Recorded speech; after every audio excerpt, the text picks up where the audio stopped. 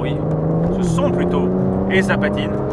L'Aston Martin DBS volante, V12 5 litres 2 biturbo, 715 chevaux, un couple camionnesque de plus de 90 mètres kg dès 1800 tours, une boîte ZF U-Rapport, 2 roues motrices seulement en 21 pouces, 305 mm de large pour les pneumatiques P0 Pirelli spécialement développées qui font le job mais qui galèrent quand même pas mal, surtout avec pas loin de 2 tonnes avec les options.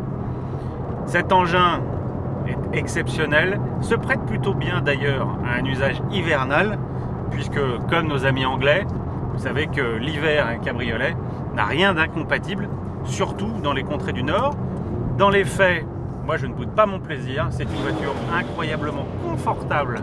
Je ne pensais pas dire ça d'une DBS un jour.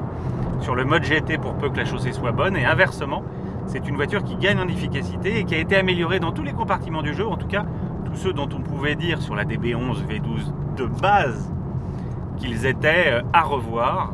Et en l'occurrence, la boîte, la transmission, la gestion de SP, la réactivité du moteur, sa douceur, pas sa conso, puisque dans les faits, oubliez, vous ne consommerez jamais moins de 18 litres en moyenne, quoi que vous fassiez, c'est-à-dire au quotidien.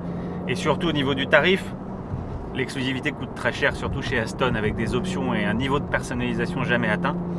On est ici sur une auto qui coûte en option uniquement plus de 90 000 €, ce qui fait rajouter aux 295 000 demandés, je vous le laisse calculer, mais je vous le dis quand même, 387 000 en l'état, avec entre autres une peinture orange Cosmos à 9008 ou un parapluie, ce qui est quand même un petit peu rare pour nos amis britanniques, à plus de 200 €. En plus, il n'a rien de cassant.